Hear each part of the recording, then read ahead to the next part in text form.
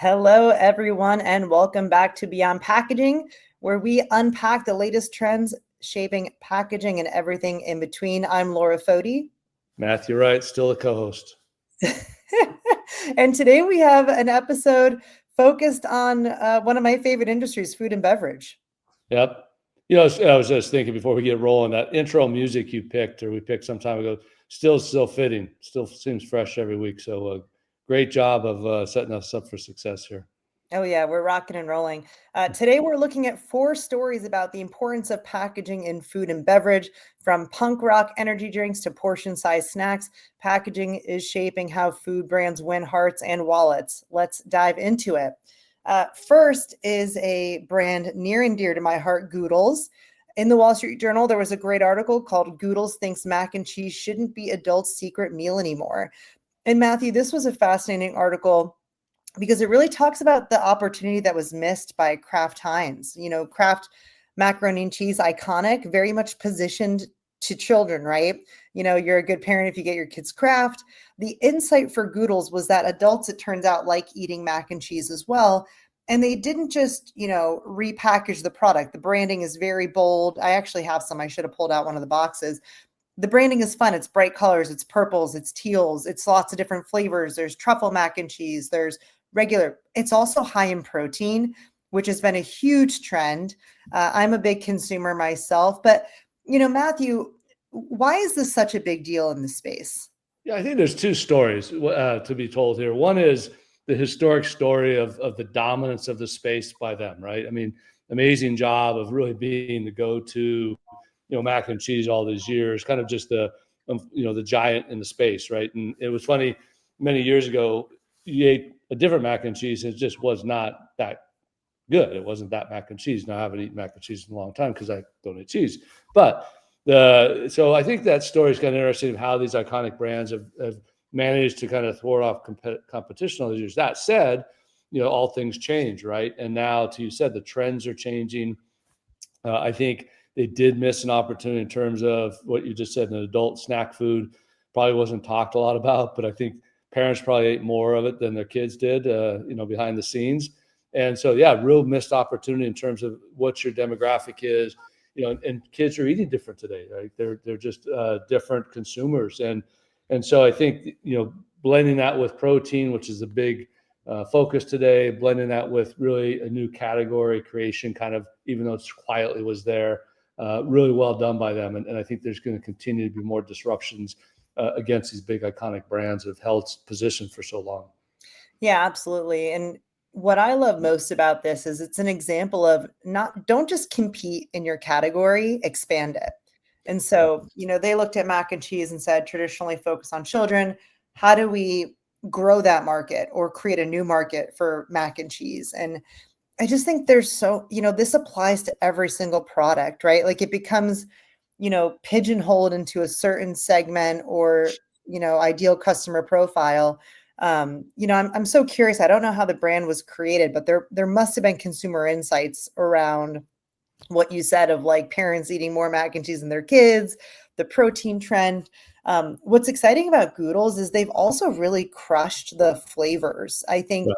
when I think of regular mac and cheese, I think of, one flavor. And I think the first real disruptor of mac and cheese was Annie's. It was kind of like that Mhm. better for you mac and cheese, but similar flavors, similar idea, just better for you. But when you look at Goodles, I mean, there's this Velveeta cheese, there's the truffle mac and cheese. I was actually buying mac and cheese this weekend, and there's Cheetos flavored mac and cheese, not from Goodles, from another Right. brand. So it does seem like, flavors.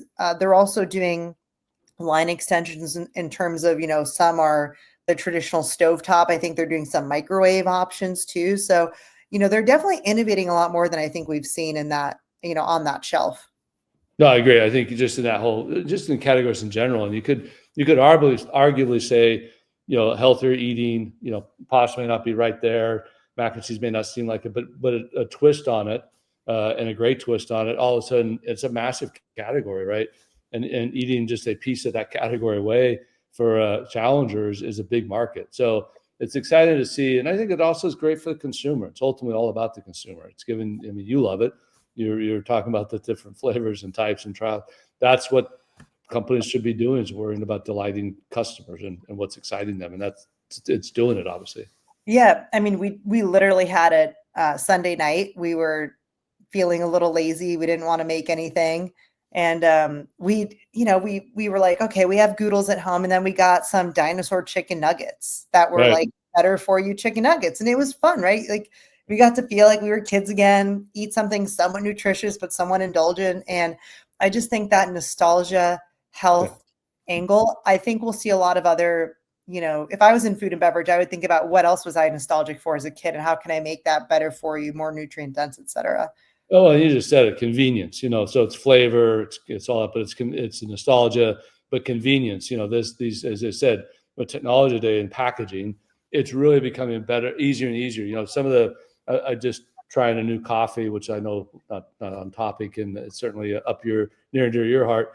But it's really important that they keep this fresh. And I found some new seals that I hadn't even seen today on this new coffee brand. And so, yeah, it's exciting to merge, marketing, consumer excitement and packaging, and see what's possible today. Some really cool stuff coming out. Absolutely. Our second big story, also in the Wall Street Journal, was Liquid Death expanding into energy drinks. So Liquid Death, the first, billion-dollar water company that made it cool to drink water at a party. It looked like a tall boy, felt like you were drinking a beer, but kind of had this punk packaging, very rebellious.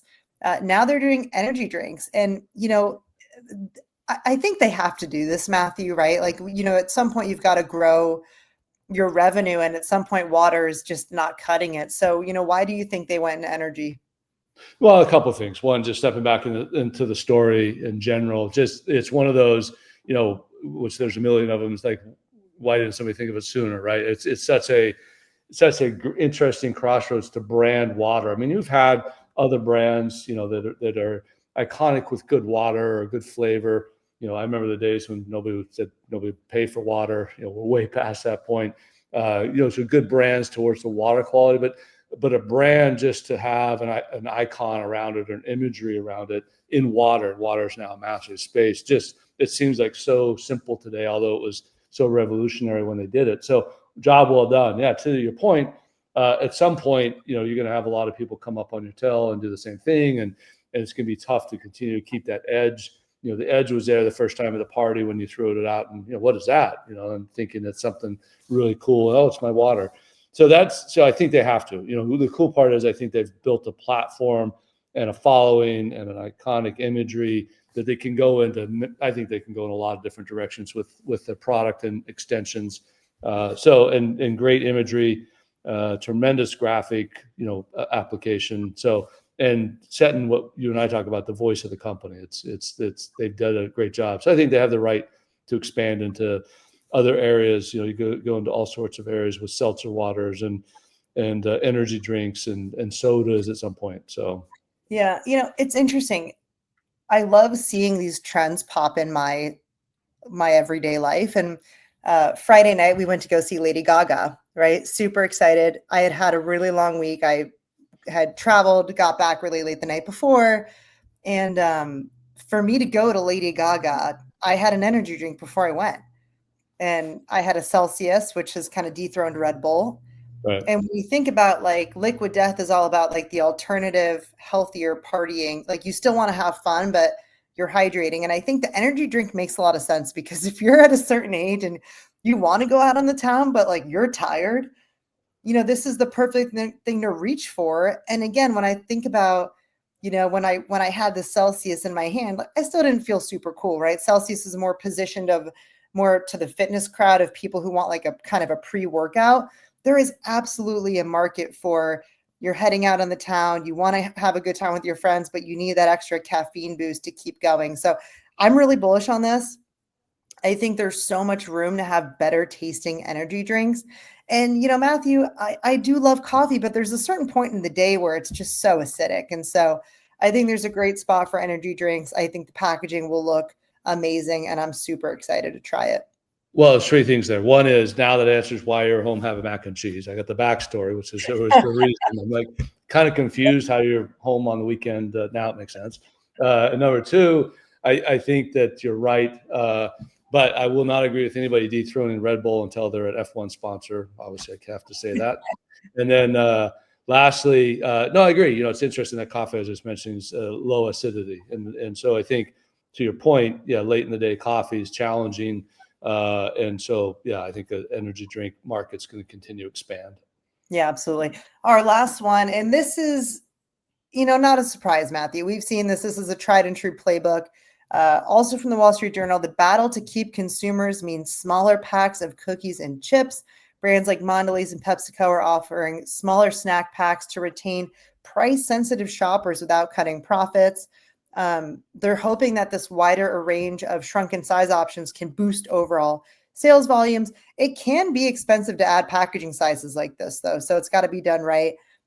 Matthew, what do you think of this? I mean, Are you surprised we're seeing brands move in this direction? No, not surprised. It was an article that came out over the weekend. I'm not fully done with it, so I don't want to comment highly on it. But it's talking about the pressure that these brands are under, and really the consumer's desire not to pay more. And you can pay more for two reasons. One is you can buy more you don't use, and that's pay more, or you can buy a smaller serving for higher cost per unit.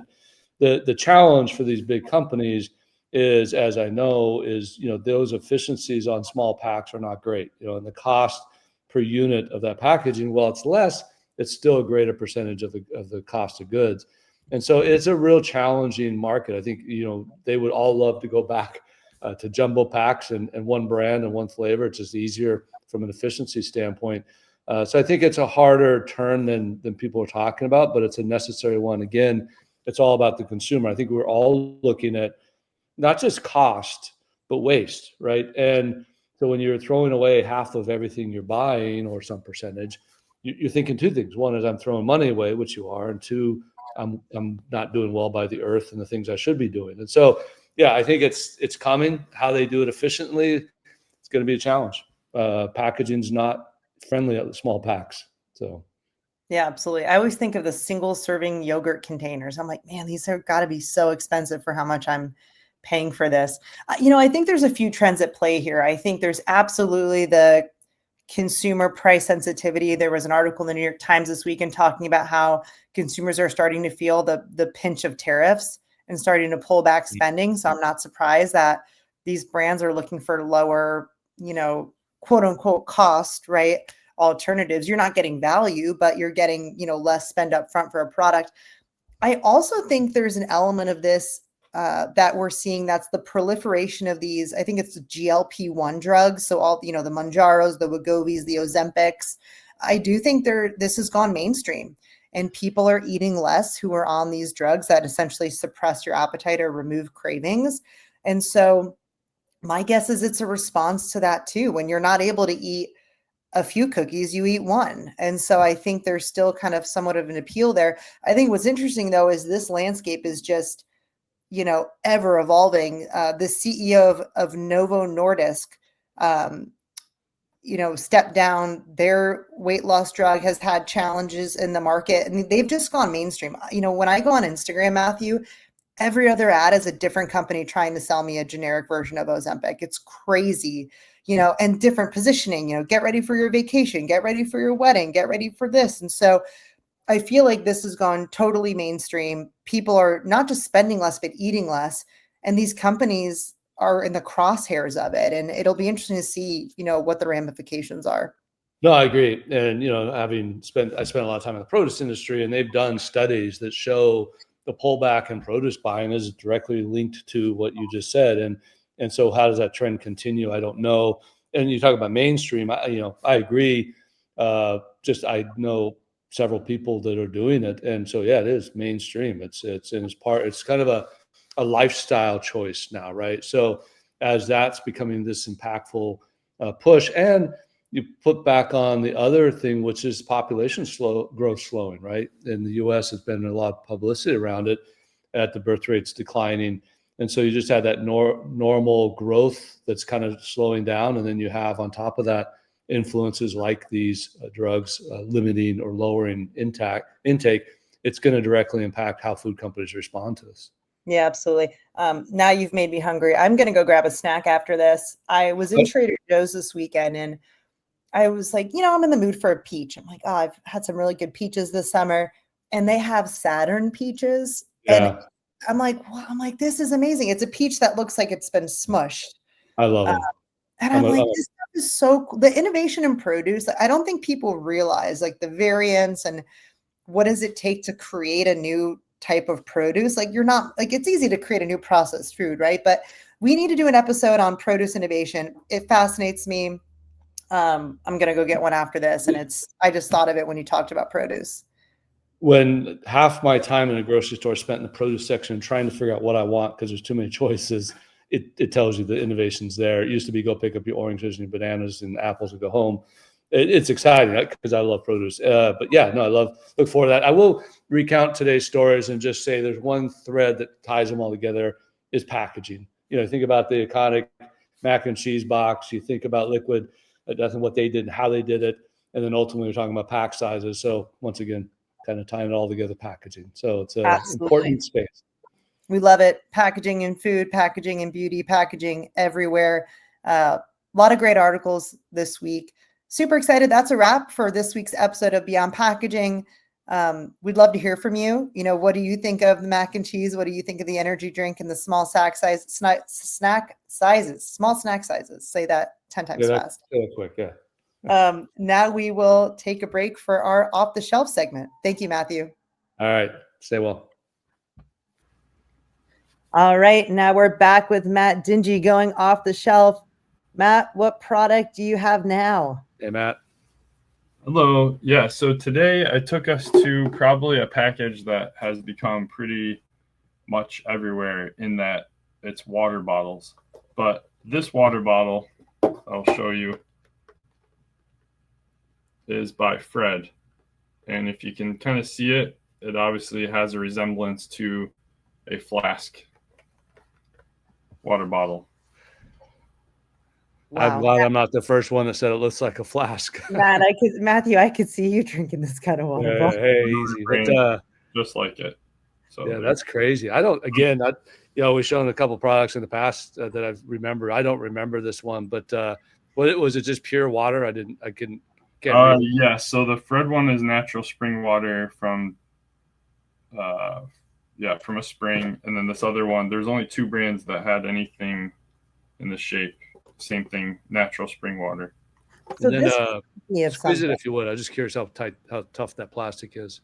Yeah, that's what I thought. It's old school water bottles. We're talking 2009 and 2006 are these, but they're definitely way sturdier than obviously the trend of the caps are very sturdy as well.